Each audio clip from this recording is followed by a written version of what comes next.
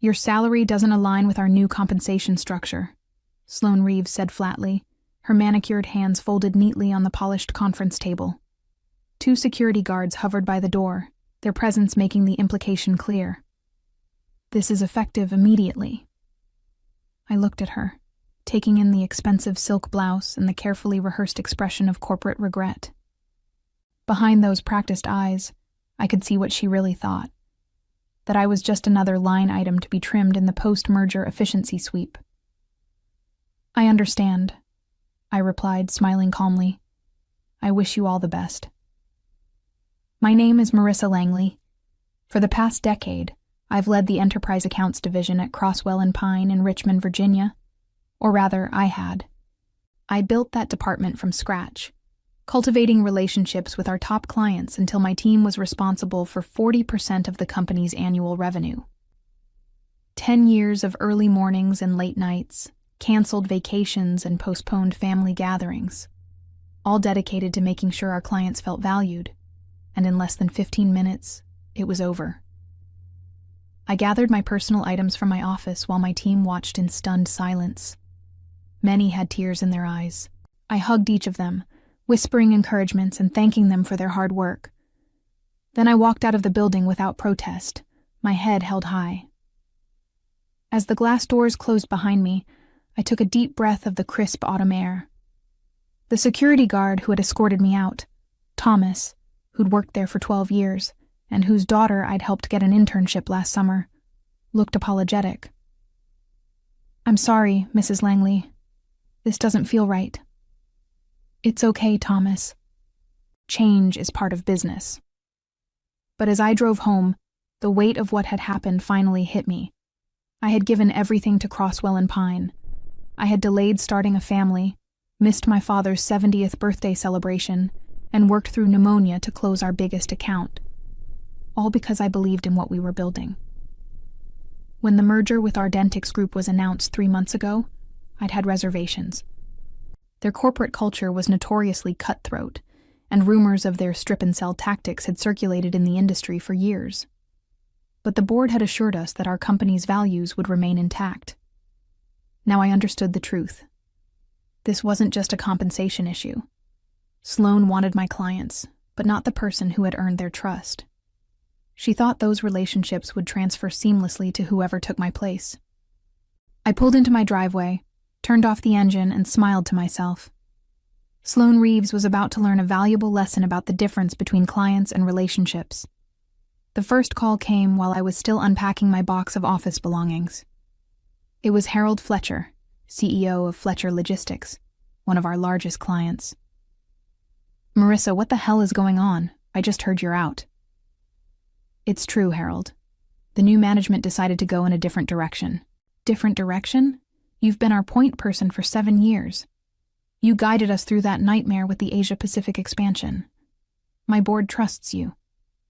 I could hear the genuine concern in his voice, and it touched me. Harold and I had developed a rapport that went beyond the typical client-vendor relationship. When his wife was diagnosed with breast cancer last year, I'd connected them with the specialist who ultimately saved her life. I appreciate that, Harold, really, but companies change, and so do priorities. Well, our priority is working with people we trust. I'm calling Sloane Reeves myself. Similar conversations followed throughout the day. Each client expressed shock, confusion, and in some cases, outright anger. I was careful not to criticize Crosswell or Ardentix. There was no need. The situation spoke for itself. That evening, my husband James prepared dinner while I sat at our kitchen island, scrolling through dozens of messages from colleagues and clients. You're taking this remarkably well, he observed, sliding a glass of wine toward me. What good would falling apart do? I replied, though the truth was more complicated. I had suspected this might happen from the moment the merger was announced. Ardentix had a pattern: acquire companies with strong client relationships, cut the expensive relationship managers, and hope the clients stayed through inertia. It worked often enough to make it their standard procedure, but they had miscalculated this time. What Sloane didn't understand was that my clients weren't just attached to Crosswell and Pine, They were attached to me. I wasn't just a department head. I was the person who answered their calls at midnight when problems arose, who remembered their children's names, who anticipated their needs before they even realized them themselves. "So, what's your plan?" James asked, knowing me too well to believe I didn't have one. I took a sip of wine and thought about the non-compete clause in my contract. It was stringent, but not impossible to navigate. And more importantly, I knew exactly which clients would follow me once it expired. For now, I'm going to take a much-needed break. Maybe we'll finally take that trip to Portugal we've been talking about. I smiled, but my mind was already racing with possibilities. The news of my termination spread quickly through Richmond's business community. By the following morning, my phone was inundated with messages. Former colleagues, industry contacts, and even competitors expressing their disbelief. I spent the day organizing my home office and responding to messages. Around noon, my former assistant Eliza called. "It's chaos here," she whispered. "Sloane's been in emergency meetings all morning. Fletcher Logistics, Westland Manufacturing, and Davidson Partners all called demanding to know why you were let go." "That sounds stressful," I said neutrally. "Marissa, she's telling everyone that you were asking for an unreasonable compensation package after the merger, that you were being difficult." I laughed softly. "That's interesting, considering I was never even given the opportunity to negotiate. Everyone knows it's not true. Your team is furious. We're all updating our resumes." After we hung up, I sat back in my chair, contemplating. Sloane was already crafting a narrative to justify my termination. It was predictable, but short-sighted. The clients knew me too well to believe I'd put personal gain over their needs.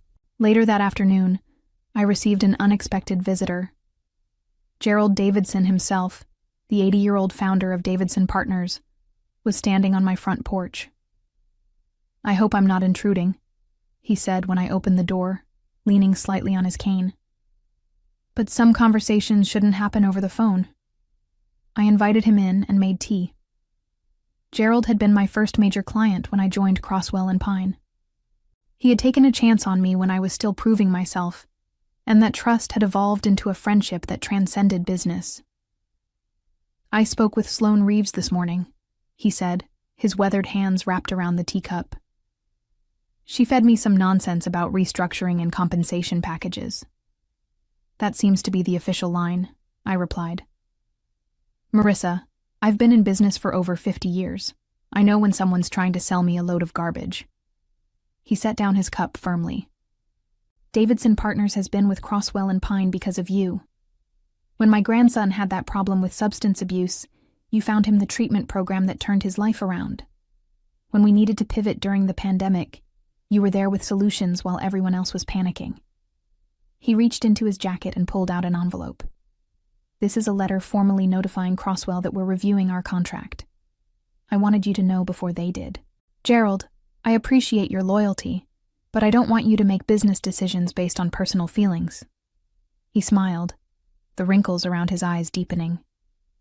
"This is a business decision. Without you there, the quality of service will decline. It's that simple." After Gerald left, I sat with the knowledge that the first domino had fallen. Not because I had pushed it, but because relationships built on genuine care and trust have their own momentum. The realization was both sobering and empowering. I hadn't been just doing a job all these years. I had been building something invaluable. 3 days after my termination, I received a call from a number I didn't recognize. "Marissa Langley speaking." "Marissa, this is Diane Reynolds from Ardentix Legal." Her voice was clipped, professional. "We've noticed some unusual activity with our key accounts and wanted to touch base." I moved to my home office window, gazing out at the maple tree in our front yard, its leaves turning brilliant shades of orange and red. "I'm not sure how I can help with that, Diane. I no longer work for the company." "Yes, but we believe you may be contacting our clients and potentially violating the terms of your non-compete agreement." I had anticipated this call. Sloane was feeling the pressure and looking for someone to blame. I haven't solicited any business or contacted any clients with the intention of taking their business, I replied truthfully. If clients have reached out to me personally, that's their prerogative. We have reason to believe you're actively undermining the company. That's simply not true, Diane. I've been nothing but professional, but I can't control how clients react to my departure. After a tense back and forth, Diane ended with a thinly veiled threat about legal consequences if I violated my agreement. I hung up, unfazed. Later that day, James came home early from his job as a professor at Virginia Commonwealth University. I bumped into Benjamin Wright at the coffee shop, he said, mentioning a mutual friend who worked on Crosswell's board. He says all hell is breaking loose. Apparently, 4 major clients have formally requested meetings with the board to discuss your termination. Really? This was faster than I'd expected. Benjamin said Sloane's been trying to handle it herself, but the clients are insisting on board involvement. They're questioning her judgment. I allowed myself a small smile. That's interesting. He also mentioned they had an emergency financial meeting. They're projecting significant losses if these clients leave. Over dinner, we discussed what this might mean. James studied me with a knowing look. You're planning something, aren't you? I twirled spaghetti around my fork.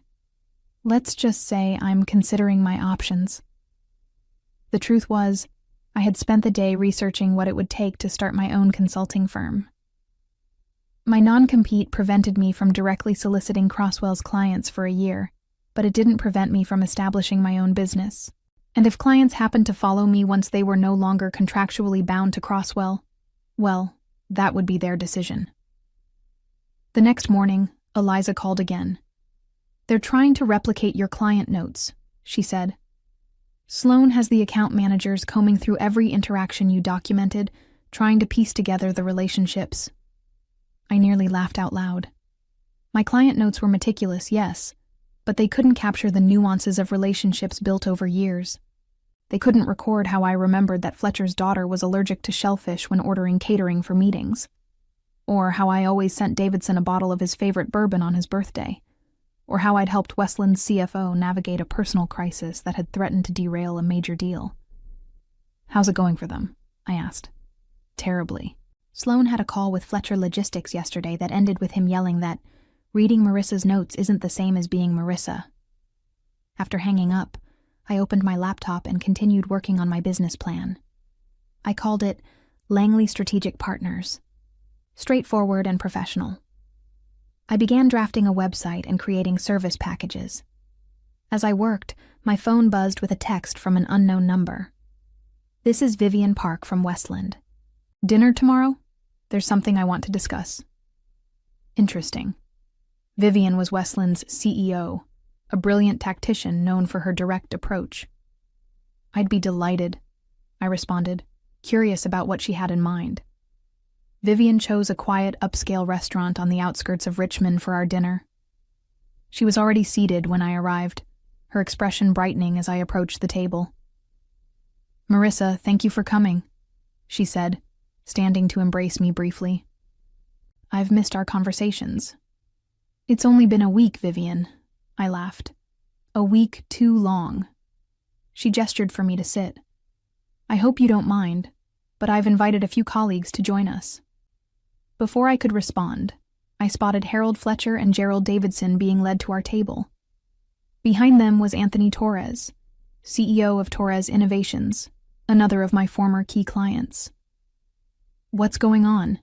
I asked as they took their seats. We're staging an intervention, Harold said with a grin that didn't quite mask his seriousness. For Crosswell and Pine. Over appetizers, they revealed that each of them had met with Sloane Reeves and left unimpressed. The board had reached out to some of them directly, trying to smooth things over, but the damage was done. She tried to tell me that your departure wouldn't affect our service level, Anthony said, shaking his head. Then couldn't answer basic questions about our upcoming product launch, information you've had for months. The bigger issue, Vivian added, is trust. How can we trust a company that discards someone like you so carelessly? It shows a fundamental misunderstanding of why we do business with them. I listened, touched by their loyalty but cautious. I appreciate the support, but I don't want to be the reason your companies make decisions that might not be in your best interests. Gerald Davidson tapped his water glass with a spoon. That's precisely why we're here, Marissa. This is about our interests. They had a proposition. They knew about my non-compete agreement, but they also knew it would eventually expire. In the meantime, they wanted to know if I was planning to start my own firm. We've discussed this among ourselves, Harold explained. We're prepared to wait out your non-compete period. When it expires, if you have your own consultancy, we want to be your first clients. We're not asking you to violate any agreements, Vivian clarified. We're just telling you that we'll be reviewing our options when our contracts with Crosswell come up for renewal. I was stunned by their coordinated approach. What about your current projects? We'll fulfill our contractual obligations, Gerald said, but we won't be expanding our services with them. And when the time comes, the implication was clear. They were offering me a lifeline, a guaranteed client base once I could legally work with them again. This is overwhelming, I admitted, in the best possible way. Anthony leaned forward. There's more. We've been talking to other businesses in our networks. There's significant interest in your services, Marissa. People who have heard about how you work, who want that same level of attention and understanding. As dinner progressed, we carefully avoided discussing specific plans or making concrete arrangements that might violate my agreement. Instead, we talked about industry trends, their business challenges, and my perspectives on strategic growth. By dessert, I felt a renewed sense of purpose. These weren't just clients mourning the loss of a service provider. They were allies who valued what I brought to their businesses. As we prepared to leave, Vivian pulled me aside. We heard Sloan has been implying you were difficult during the transition. We all know that's not true, and we've made that very clear to the board. I drove home that night with my mind racing. The dinner had confirmed what I suspected.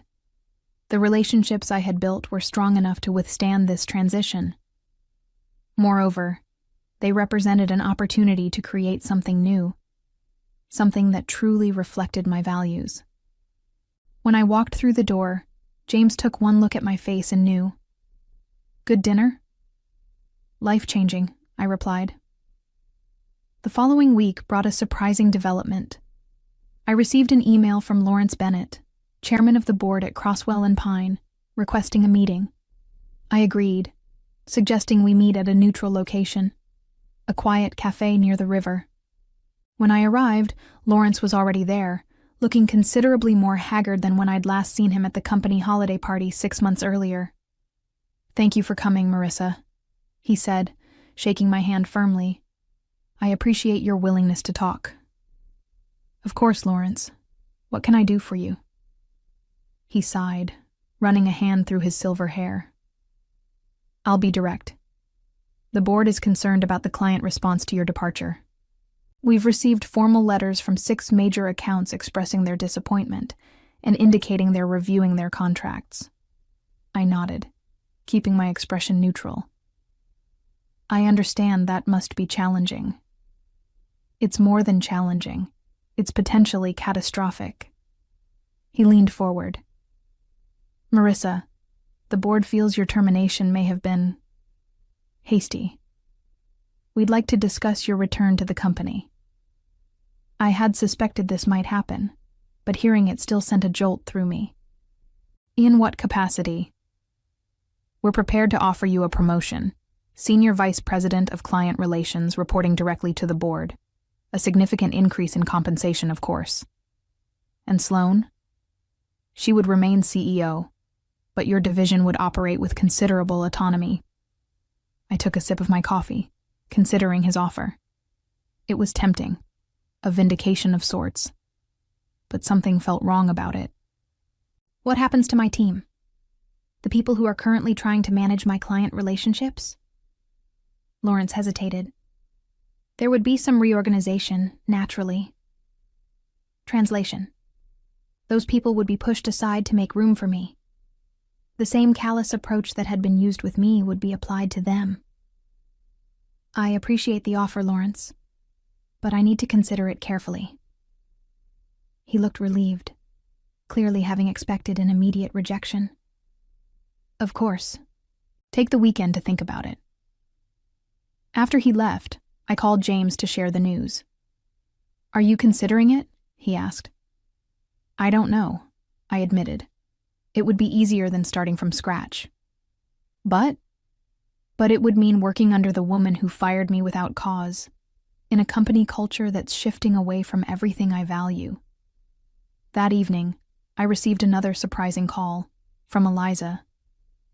I shouldn't be telling you this, she began, her voice hushed. But Sloan had another meltdown today. Westland Manufacturing informed her they won't be renewing their contract when it expires next quarter. She's blaming everyone but herself. How are you holding up? I asked, concerned for my former team. It's getting worse. 2 of the account managers have already quit. The rest of us are just trying to keep things from completely falling apart. After we hung up, I sat in my home office for a long time thinking. The board's offer represented the easy path, back to the familiar, with the added satisfaction of Sloan having to acknowledge her mistake. But returning would mean compromising on the vision that had been forming in my mind since my termination. Langley Strategic Partners could be something different. A firm that truly prioritized relationships over transactions, that saw clients as partners rather than revenue streams. I picked up my phone and dialed Lawrence's number. I've made my decision, I told him when he answered. I appreciate the offer, but I must decline. Marissa, please reconsider. My decision is final, Lawrence, but I wish you and the company all the best. As I hung up, I felt a weight lift from my shoulders.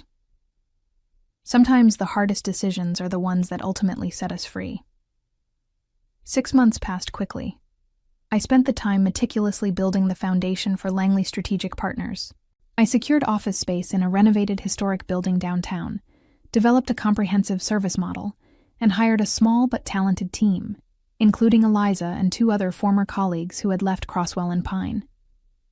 I was careful to adhere strictly to my non-compete agreement, focusing on developing relationships with businesses outside of Crosswell's client base. Word spread quickly in Richmond's business community, and I found myself fielding inquiries from companies I'd never worked with before. Meanwhile, the situation at Crosswell and Pine continued to deteriorate. Through the grapevine, I heard that Fletcher Logistics had reduced their contract by 60%. Davidson Partners had shifted all new projects to other firms. Westland Manufacturing had not renewed their contract at all.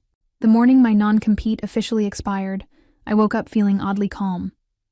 This was the day I had been working toward, but there was no need to make dramatic moves. The groundwork had already been laid. I arrived at the office early and had just settled at my desk when my phone rang. Is today the day? Harold Fletcher asked without preamble. I smiled. It is. Excellent. I'm sending over the contract we discussed. We've been holding this project specifically for you. By noon, I had received similar calls from Vivian, Gerald, and Anthony. By the end of the week, Langley Strategic Partners had signed contracts with 5 former Crosswell clients, representing nearly $2 million in annual revenue. I hadn't poached a single client. I hadn't needed to. They had come to me of their own accord, precisely as we had discussed that night at dinner 6 months earlier. The most satisfying moment came when my assistant forwarded an email that had been sent to my new company address. It was from Sloan Reeves, requesting a meeting to discuss potential collaboration opportunities. I politely declined. 1 year after my termination, Langley Strategic Partners had grown to a team of 15, serving 22 clients across various industries. We had moved to larger offices and were developing a reputation for excellence and integrity. I was reviewing quarterly projections when Eliza knocked on my office door. "You have a visitor," she said, looking slightly uncomfortable. "Sloan Reeves." I raised an eyebrow. "I don't recall having an appointment with her." "You don't. She just showed up and insisted on seeing you." I sighed. "Send her in." Sloan entered my office, looking far less polished than she had the day she fired me. The confident posture was gone, replaced by a tense, almost desperate energy. "Marissa, thank you for seeing me," she began, taking the seat across from my desk without waiting for an invitation. "What can I do for you, Sloane?" She took a deep breath. "I'll be direct. Crosswell and Pine is struggling. We've lost 40% of our revenue since your departure. The board is considering drastic measures, including a potential sale of the company." I waited, suspecting there was more. "I wanted to propose a merger between our companies. Your client relationships combined with our infrastructure could be powerful." The irony was almost too perfect. "A merger," I repeated. "Yes, with you taking a leadership role, of course." I studied her, recognizing the desperation behind her proposition. This wasn't about collaboration. It was about survival. "I'm afraid that won't be possible," I said finally. "Our companies have fundamentally different approaches to business and client relationships." "Marissa, please." "I wish you all the best, Sloane, truly, but my answer is no." As she left, I felt no triumph or vindication, just a quiet confirmation that I had made the right choice in creating something new rather than trying to fix what was broken. The revenge I had imagined wasn't in watching Crosswell and Pine struggle, but in the success I had built from the ground up. I had proven my value not through confrontation, but through consistency and care. I learned that sometimes the most powerful response isn't fighting back, it's moving forward. And in that forward motion, I found not just success, but fulfillment.